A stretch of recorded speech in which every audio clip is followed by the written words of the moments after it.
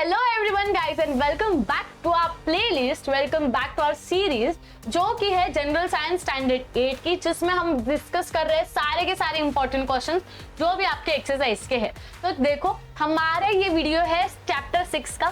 Chapter 7 के लिए comment कर दो और हाँ ये वीडियो का पार्ट 2 है, अगर पार्ट 1 नहीं देखा है तो जाके देख लेना। देखो पार्ट 1 में हमने ये सारी चीजें कवर की है, क्वेश्चन 1, क्वेश्चन 2, क्वेश्चन 3। पार्ट 2 में हम कवर करने वाले हैं दैट इज क्वेश्चन 4 से लेके क्वेश्चन 8 तक।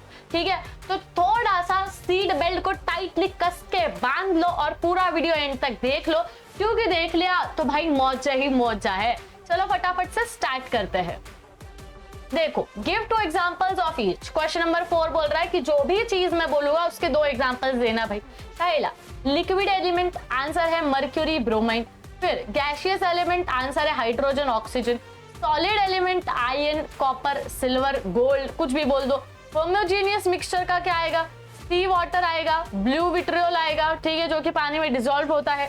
फिर यहाँ पे देखो sea water, blue vitriol dissolved in water. और ई क्वेश्चन क्या है? कोलाइड। कौन है भाई कोलाइड? दैट इज मिल्क और हमारा ब्लड, हमारा खून। ठीक है। F, question number F, organic compound कौन कौन सा है? दैट इज ग्लूकोज है, यूरिया है। क्वेश्चन जी, कॉम्प्लेक्स कंपाउंड कौन कौन सा है भाई? क्लोरोफिल है, हिमोग्लोबिन है। ठीक है। इनऑर्गेनिक कंपाउंड कौन कौन सा है भाई? सोडा है, रस्ट है, लाइमस्टोन है, बहुत चीजें हैं। Soda, rust, limestone. ठीक है। उसके बाद मेटालॉइड कौन है भाई? भाई सिलिकॉन है ना मेटालॉइड। याद कर, लेसन में सीखा था या नहीं? अगर नहीं सीखे होंगे और याद नहीं होगा तो मुझे बता देना, फिर आपके कमेंट आने के बाद मैं आपको पूरे लेसन से एकदम डिटेल में एक्सप्लेन करने के लिए भी तैयार हूँ, वर्ड बाय वर्ड, जिससे कि आपके बेसिक्स पूरे पक्के हो जाएंगे और 9th 10th में कोई भी प्रॉब्लम नहीं आएंगे। ठीक है। मेटालॉइड देखो, तो देखो मेटालॉइड में कौन कौन था? दैट इज सिलिकॉन था और आर्सेनिक था। ठीक है। फिर एलिमेंट जिसकी वैलेंसी 1 हो, element with valency 1 that is sodium, potassium, chlorine. फिर एलिमेंट जिसकी वैलेंसी 2 हो, क्या कौन कौन है? मैग्नीशियम है और कौन है? दैट इज कैल्शियम है। सी, क्वेश्चन नंबर 4 छोटा सा था, ठीक है, बस नामा बताने के थे हमको, तो हमने नाम बता दिए फटाफट से। अब देखते हैं क्वेश्चन नंबर 5। क्वेश्चन नंबर 5 देखो क्या बोलता है। Right the names and the symbols of the constituent elements and identify there valencies. हमें नाम तो बताने ही है, उनके वैलेंसी भी बताने हैं, उनके मॉलिक्यूलर फॉर्मूले से। ठीक है, ये सब दिए वाला है, इन सब का हमें क्या बताना है? नाम और वैलेंसीज। ठीक है, क्लियर? तो देखो पहला है KCl दैट इज के पोटेशियम। ठीक है, KCl कौन कौन है? दैट इज पोटेशियम और क्लोरीन। ठीक है, K यानी कि पोटेशियम, Cl यानी कि क्लोरीन, दोनों की वैलेंसी कितनी है? 1,1। उसके बाद लेट मी जूम इन। उसके बाद हम बात करेंगे HBr। HBr क्या है? H यानी कि हाइड्रोजन, Br यानी कि ब्रोमाइन, दोनों की वैलेंसी 1,1। उसके बाद MgBr2। Mg क्या है? मैग्नीशियम। Br क्या है? ब्रोमाइन। ठीक है, Mg1 ब्रोमाइन 2 मतलब 2,1 हम बोलेंगे। ठीक है, K2O बोलेंगे, तो देखो यहाँ पर K2O, तो यहाँ पर K यानी कि पोटेशियम, O यानी कि ऑक्सीजन, पोटेशियम का 1, ऑक्सीजन का 2। ठीक है, नीचे बढ़ते हैं। NaH, सोडियम और हाइड्रोजन, दोनों की वैलेंसी 1,1। फिर CaCl2, Ca क्या है? कैल्शियम, Cl क्या है? क्लोरीन, दोनों का वैलेंसी क्या होगा? 2,1। समझ गया? यहाँ तक समझ गया? हमने कितना की देख लिया? दैट इज 6 का देख लिया। अब हम बाकियों का देखेंगे। ठीक है, हम अब बाकियों का देखेंगे। 7th का देखो, CCI।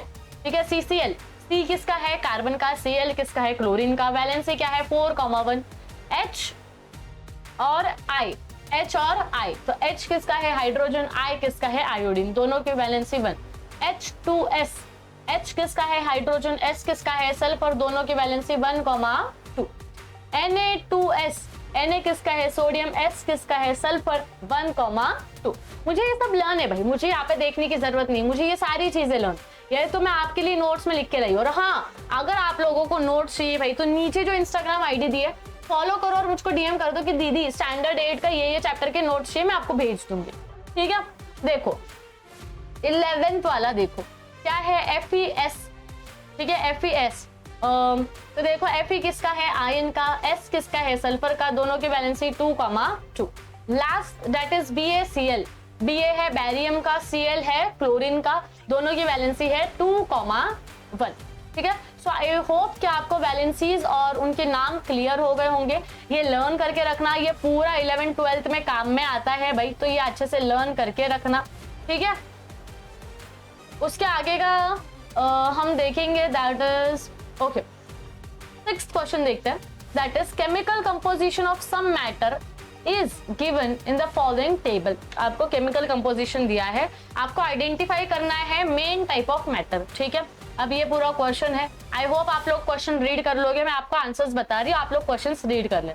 ठीक है, यहाँ पर देखो आंसर यहाँ से है, that is name of the matter chemical composition. ठीक है, अब हमें मेन टाइप के मैटर बताने। मेन टाइप ऑफ मैटर सबसे पहला है सी water H2O NaCl MgCl2 plus उसके साथ कौन आएगा, मिक्सचर।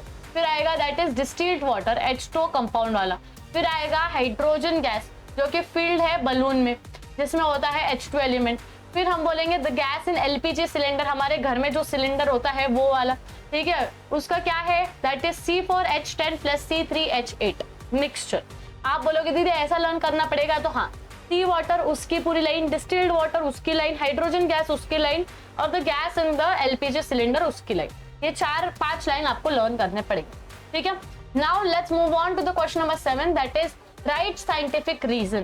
पहला क्वेश्चन देखो, hydrogen is combustible, oxygen helps combustion but water helps to extinguish fire. क्या आंसर आएगा, water is a compound of hydrogen and oxygen. In a compound, the constituents do not retain their individual properties. Hence, hydrogen is combustible and oxygen helps combustion. But water is neither combustible nor supports combustion. It helps in to extinguish fire. यानी कि पानी खुद आग लगाता है कि नहीं, पानी आग बुझाता है। अगर वो हाइड्रोजन और ऑक्सीजन के साथ आ जाए तो अलग बात है, ये यहाँ पे एक्सप्लेन किया है। Question B, the constituent substances of a colloidal cannot be separated by ordinary filtration। अगर जो हमारा कोलाइड है, ठीक है, कोलोइड है, उसको हम ऑर्डिनरी फिल्ट्रेशन से उसके कॉन्स्टिट्यूएंट सब्सटेंसेस को अलग कर सकते हैं, क्या सेपरेट कर सकते हैं, नहीं। क्यों, colloidal solution is heterogeneous.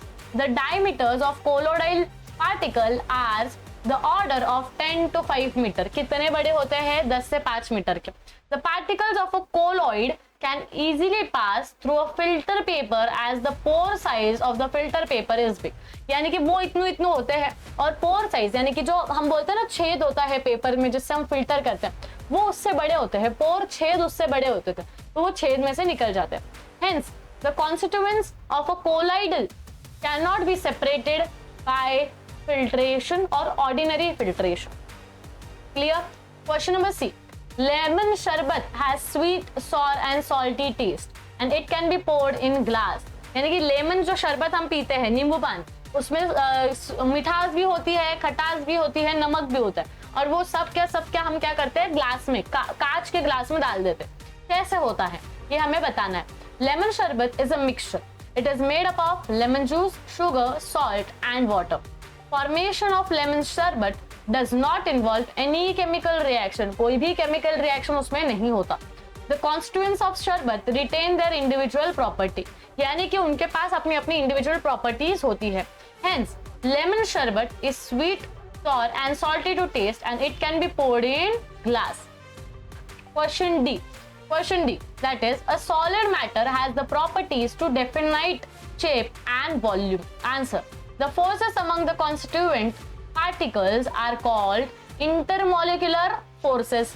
In solid, these forces are strong enough to keep the particles together in a fixed position. As a result, solids have a definite shape and volume.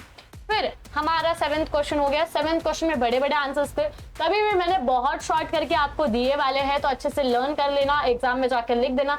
ABCD चारों के answers दे दिए हैं। अब हम देख रहे हैं question number 8। ठीक है, क्वेश्चन नंबर 8 में भी हमारे को 4 मिलेंगे, 4 के 4 हम खत्म करेंगे।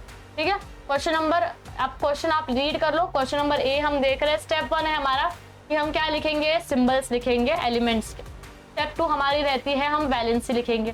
ठीक है, और स्टेप 3 हमारी रहती है हम वैलेंसीज को क्रॉस मल्टीप्लाई करेंगे। आंसर क्या बनेगा, CCl4। आगे यहाँ पे क्या है, N है और H है, N की वैलेंसी कितनी है 3 और H की वैलेंसी कितनी है 1।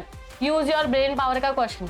हमारे स्टेप्स क्या होने वाले हैं, हमारे स्टेप्स होने वाले हैं, पहले हम सिंबल लिखेंगे, फिर हम वैलेंसी लिखेंगे, फिर हम क्रॉस मल्टीप्लाई करेंगे। आंसर क्या बनेगा NH3, क्या बनेगा NH3। फिर हम सिंबल्स लिखेंगे, ठीक है। सिंबल्स यानी कि क्या दीदी एक करके बता दो, चलो एक करके बताते हैं। पहले सिंबल्स लिखो C और O। दूसरी स्टेप क्या बोला, वैलेंसी लिखो बिलो। वैलेंसी क्या है, C की वैलेंसी कितनी है 4 लिखा, O की वैलेंसी कितनी है 2 लिखा, ठीक है। ये इतनी चीजें आ गई। थर्ड चीज क्या बोली है, क्रॉस मल्टीप्लाई करो, यानी कि अगर मैं ऐसा लिख रही C की वैलेंसी 4 O की वैलेंसी 2 क्रॉस मल्टीप्लाई ऐसा, तो क्या होगा C2O4, ठीक है। यहाँ पे हम ऐसा लिख सकते हैं C2O4। और अगर हम सुटेबल नंबर देखें तो CO2 उसका क्या बनता है, मॉलिक्यूलर नंबर बनता है, ठीक है। यहाँ पे देखो आंसर आया है ये। अब ये जो 2 है, 2 और 4 ये दोनों किसके टेबल में आते हैं, 2 के टेबल में आते हैं। अगर डिवाइड होता रहा तो कर देना है, तो we have divided it by 2, तो यहाँ पे आया CO, यहाँ पे तो ये 1 हो जाएगा और 4 को डिवाइड करा तो 2, तो आंसर क्या आएगा हमारा, that is CO2। Is it clear, okay. Again यहाँ का देखो, Ca की वैलेंसी कितनी है 2, O की भी वैलेंसी कितनी है 2, क्रॉस मल्टीप्लाई Ca2O2, हमने क्या कर दिया, दोनों 2 के टेबल में है, डिवाइड बाय 2, आंसर क्या आ गया CaO। समझ गए, दिस इज योर आंसर। तो देखो हमारा चैप्टर यहाँ पे खत्म होता है। अब आप लोगों का काम शुरू, मेरा काम खत्म। लाइक्स कर देने हैं 50 के पार, कमेंट्स कर देने हैं 50 के पार, उसके सिवाय 7th लेसन मिलेगा नहीं। फटाफट से कमेंट करो, 7th लेसन मिल जाएगा आपको। आपके दोस्ती की कसम, सारे दोस्तों के साथ शेयर करो और चैनल को सब्सक्राइब करो, वरना दोस्ती टूट जाएगी, मुझे क्या है। चलो फटाफट से सब्सक्राइब करो, मिलता है नेक्स्ट वीडियो में। Till then take care, bye bye everyone.